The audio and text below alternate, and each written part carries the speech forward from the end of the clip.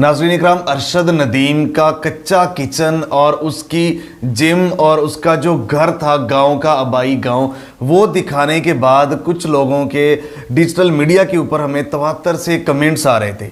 वैसे तो अक्सर हम कमेंट्स इग्नोर करते हैं, आप अप्रिशिएट करते हैं तो हमें खुशी होती है, और अगर आप तनकीद भी करें तो हम कोशिश करते हैं कि उसको बेहतर से बेहतर करने की। अब एक तवातर से ऐसे कमेंट्स थे, तो उन कमेंट्स का आज मैं इंशाल्लाह तसल्ली बख्श जवाब दूंगा।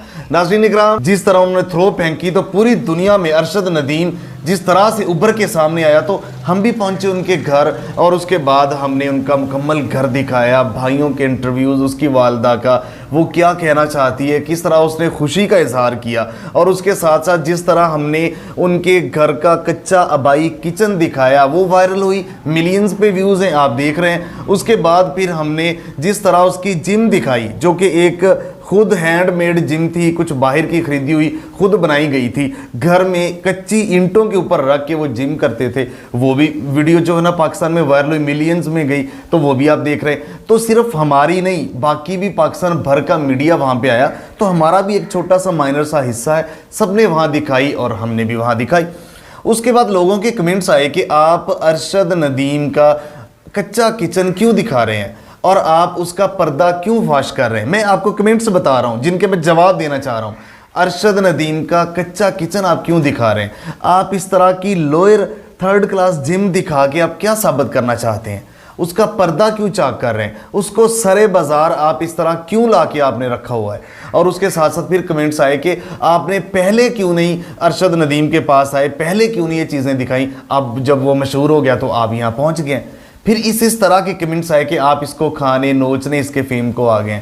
फिर और कमेंट्स आए कि मीडिया वाले करते ही ऐसे हैं, ये बकाऊ मीडिया है, ये लफाफा मीडिया है। ये भी कमेंट है कि आपका विजन क्या है, आप क्या दिखाना चाहते हैं, क्या करना चाहते हैं।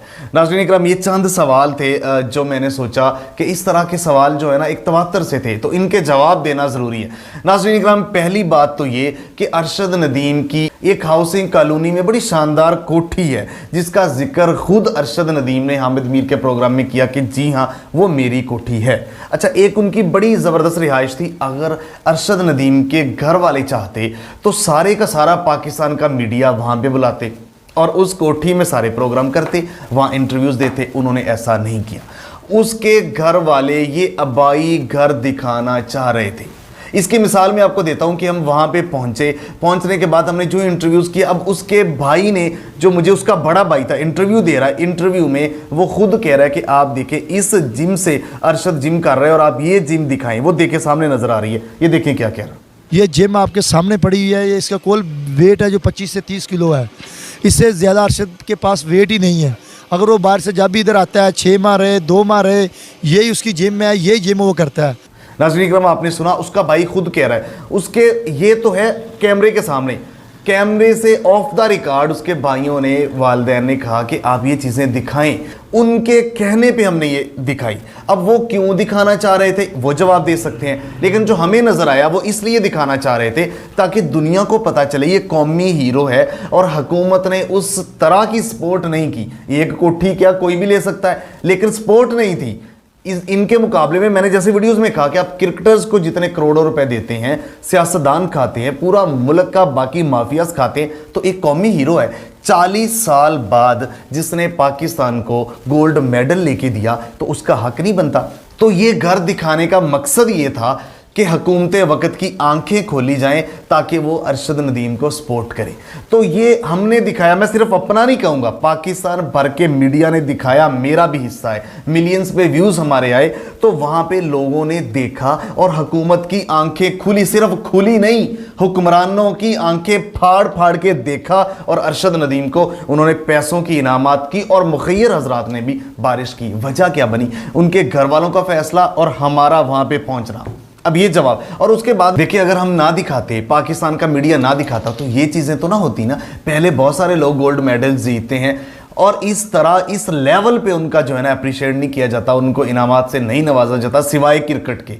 तो ये चीज़ें हमने जब की तो मीडिया का किस तरह उसके भाइयों ने शुक्रिया अदा किया। ये दूसरा इंटरव्यू सुने जो मैं उसके छोटे भाई का ले रहा हूँ, और वो मीडिया का किस तरह शुक्रिया अदा कर रहा है, ये सुने। सबसे बड़ी बात है मीडिया वालों की, अगर मीडिया ना होती तो मुझे नहीं लगता अभी ये अरशद भाई की गेम का पता चलता अभी ये गेम है, क्योंकि पाकिस्तान में पता ही नहीं है अभी ये सही है। जेवलिन थ्रो है।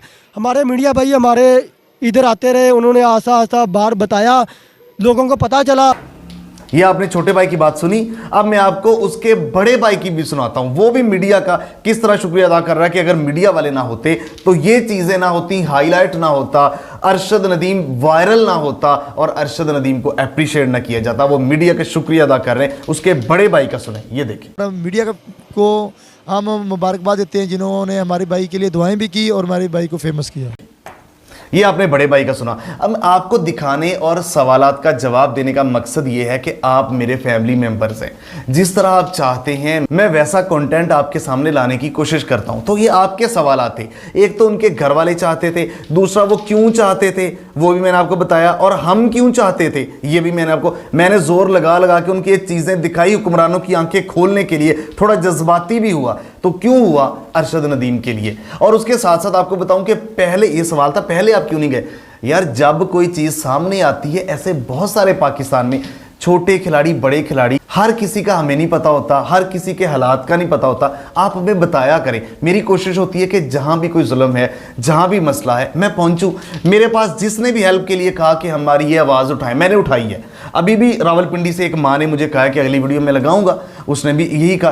तो जो भी लोग कहते हैं उनके लिए हम आवाज़ उठाते हैं। तो ये सारा कुछ जो एपिसोड हुई, इसमें beneficiary end of the day Arshad Nadeem था। और उसमें जाहिर बात जो मीडिया वाले गए, उनकी चैनल्स की रीच भी बढ़ी, क्योंकि वहां जाकर उन्होंने ये चीज़ें दिखाई। ये चीज़ भी है, लेकिन असल जो मकसद था वो अरशद नदीम था। और आपको बताने का मकसद ये है कि आप पूछते कि आपका विजन क्या है। यार विजन यही है कि लोगों के मसाइल के हल के लिए जहां तक मेरी आवाज़, मैं एक जर्नलिस्ट हूँ, आप बखूबी जानते हैं, तो मेरा काम ही ये है कि लोगों के मसाइल को आपके सामने लेके आऊं। पाकिस्तान भर में, न सिर्फ पाकिस्तान में, पूरी दुनिया में कहीं भी पाकिस्तानी या कोई भी इंसान हमें कहे उसके लिए हम क्या कर सकते हैं तो हम करते हैं। जिसने भी कहा है हमने किया है। तो ये चंद चीज़ें थी, सवालात के जवाब थे जो कि आपको देना ज़रूरी थे। इंशाल्लाह उम्मीद है कि आपको सवालात के जवाब मिल गए होंगे। अगर अभी भी किसी का कोई सवाल है तो कमेंट बॉक्स में लाजमी कीजिएगा। मिलते हैं एक नए प्रोग्राम के साथ, तब तक के लिए अल्लाह निगहबान। पाकिस्तान हमेशा जिंदाबाद।